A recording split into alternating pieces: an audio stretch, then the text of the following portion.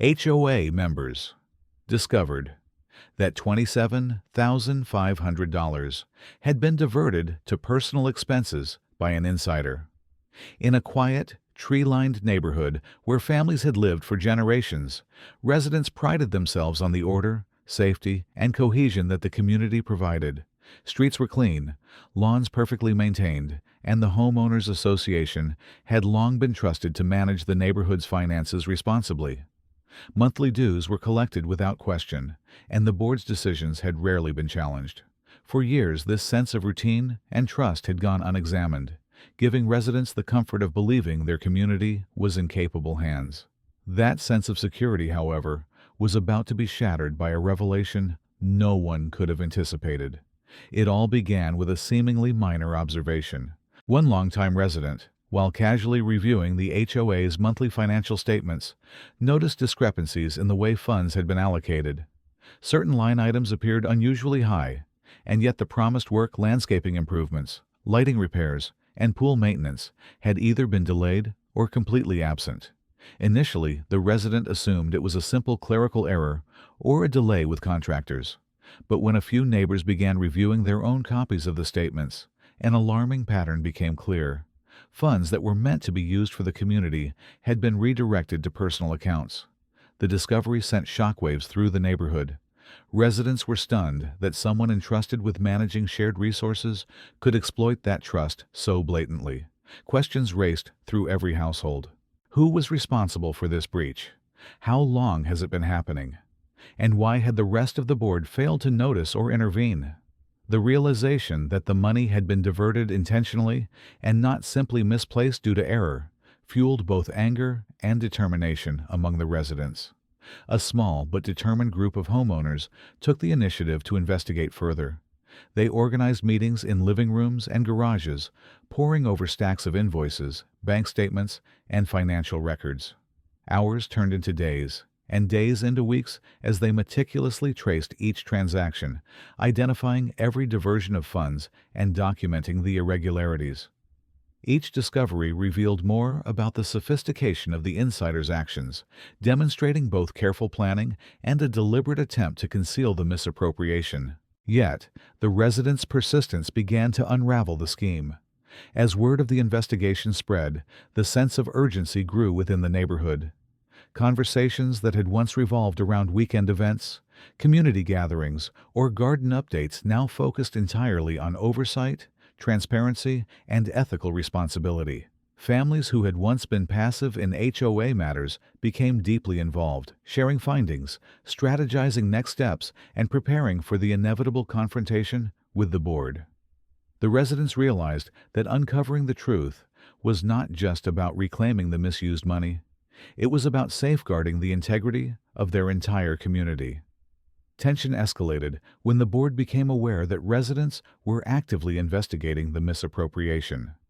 Formal requests for explanations, accompanied by meticulously documented evidence, were sent.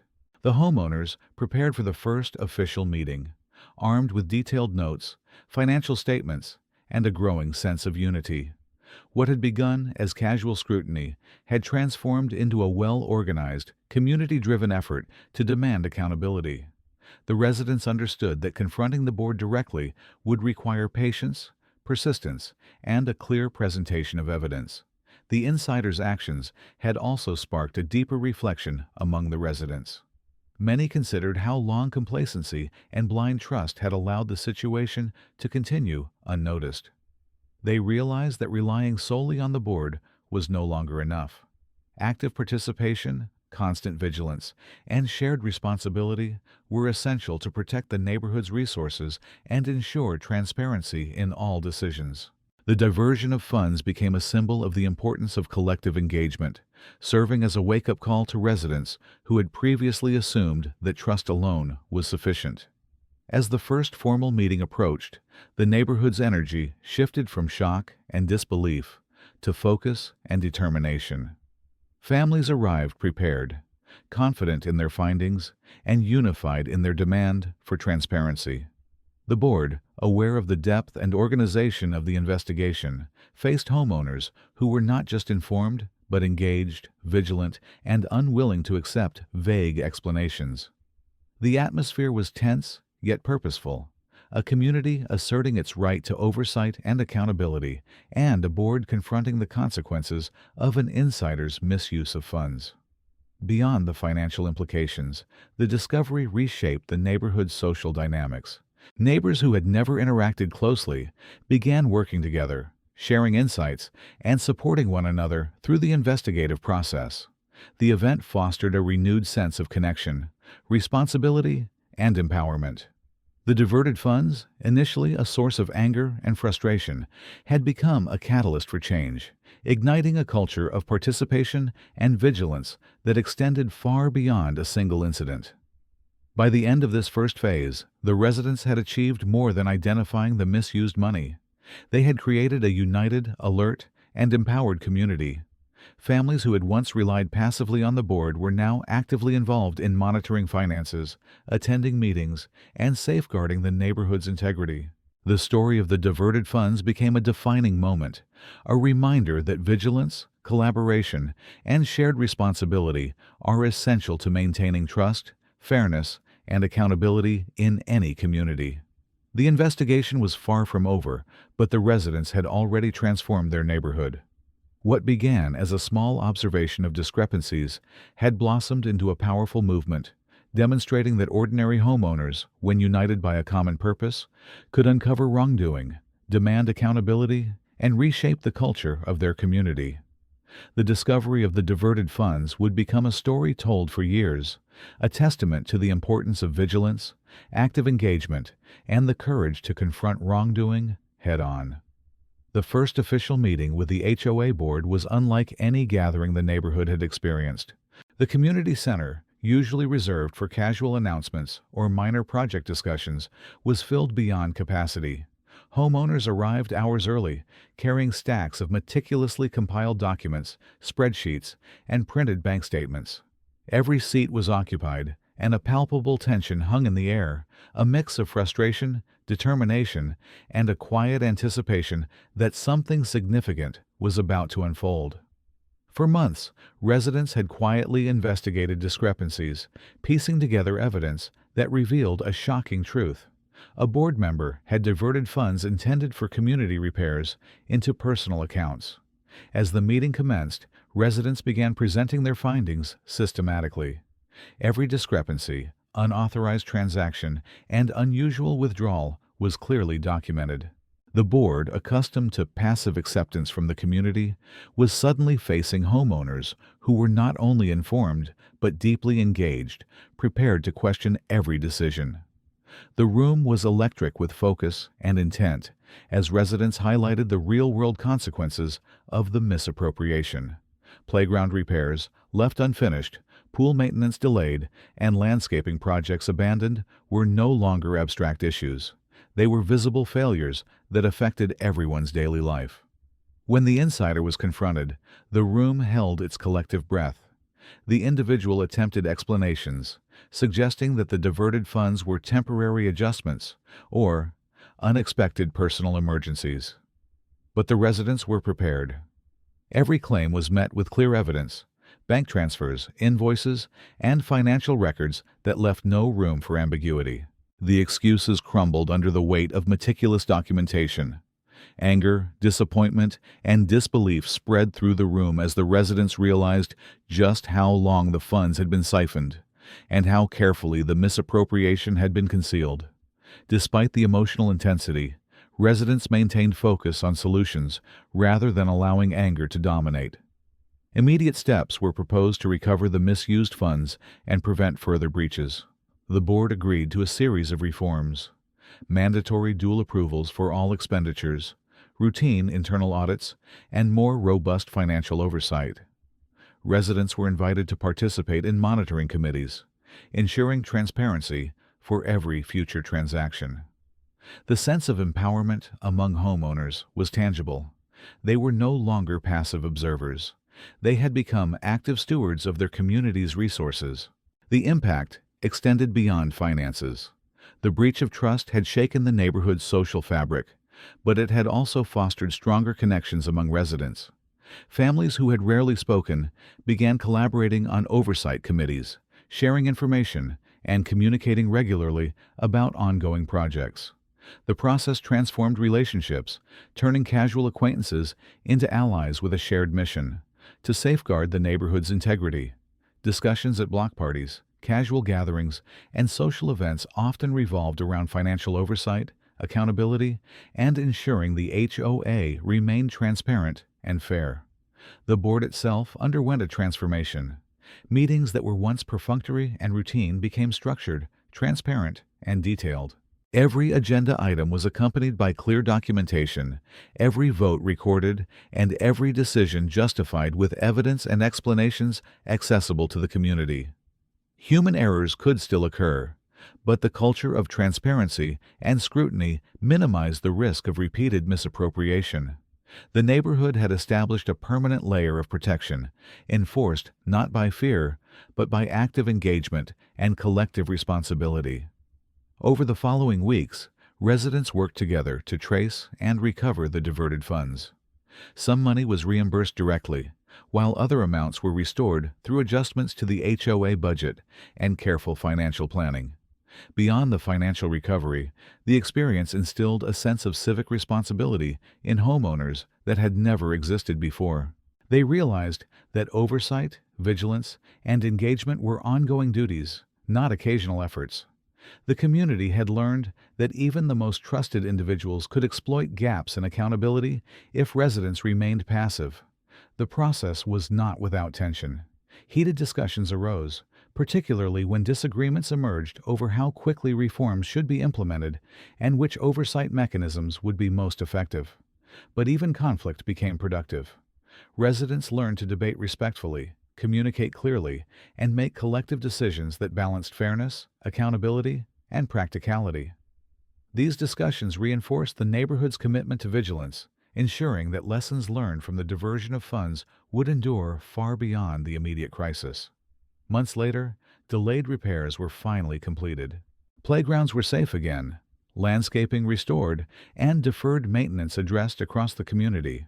While the physical improvements were significant, the deeper transformation was social and structural.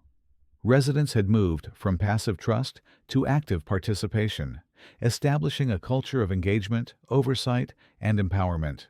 They had proven that ordinary homeowners, when united and informed, could hold leadership accountable, correct wrongs, and build a stronger, more resilient community.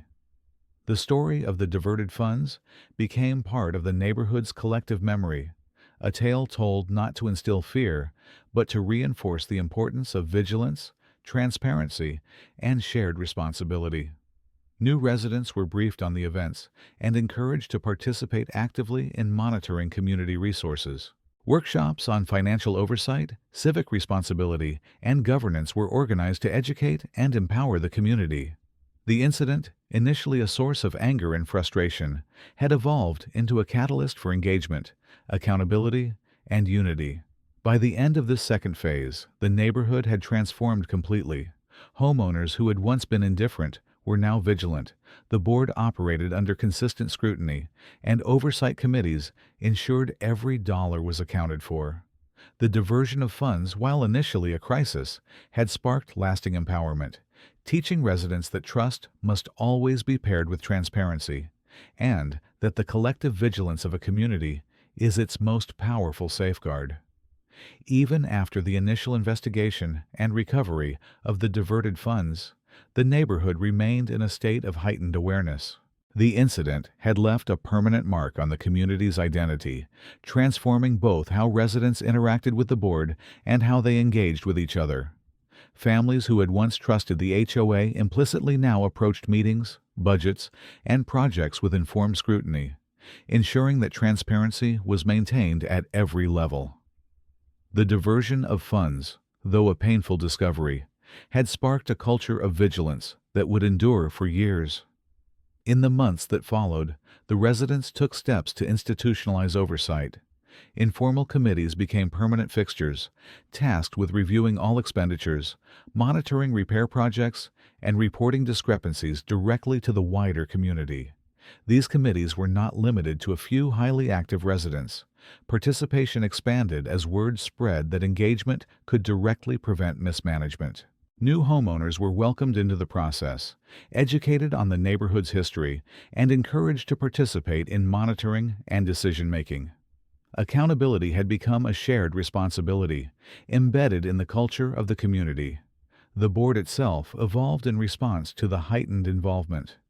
Meetings were no longer brief updates, but comprehensive sessions, with agendas circulated in advance, supporting documentation provided for all decisions, and votes conducted transparently with immediate reporting to the residents. Financial controls were strengthened, including mandatory dual approvals for large expenditures, quarterly internal audits, and open access reports. The insider's diversion had exposed vulnerabilities, but the community's collective response created a structure that prevented recurrence. The board learned that trust alone was insufficient and that ongoing transparency and communication were essential. Beyond the financial and administrative changes, the incident had profound social effects. Residents who had previously only exchanged casual greetings now collaborated regularly, discussing not only finances, but also ways to enhance the neighborhood's quality of life. Shared responsibility created stronger bonds. Neighbors supported each other's projects, exchanged advice, and coordinated oversight efforts. Even casual social interactions were colored by a sense of awareness and engagement, reflecting a community that had moved from passive acceptance to active participation. The community also focused on education. Workshops and informal meetings were organized to teach residents about budgeting, financial planning, and governance. The story of the diverted funds became a learning tool, illustrating how vigilance, collaboration, and persistence could uncover hidden wrongdoing and prevent further harm. Children growing up in the neighborhood observed their parents' involvement and developed an early understanding of civic responsibility, governance, and accountability. The incident, initially a crisis, had become a foundation for long-term civic education and engagement. Years later, the neighborhood had transformed completely. Every major repair, budget allocation, and project was subject to scrutiny, ensuring that resources were used as intended. Residents had internalized the lessons of the diversion, that even in a trusted community, oversight was essential, and collective vigilance was the most effective safeguard. The board operated in an atmosphere of accountability, knowing that residents were informed, engaged, and prepared to act if discrepancies arose. The neighborhood had become a model of transparent governance, demonstrating the power of a community united by responsibility and trust. The diversion of funds, once a source of frustration and anger, had ultimately strengthened the neighborhood.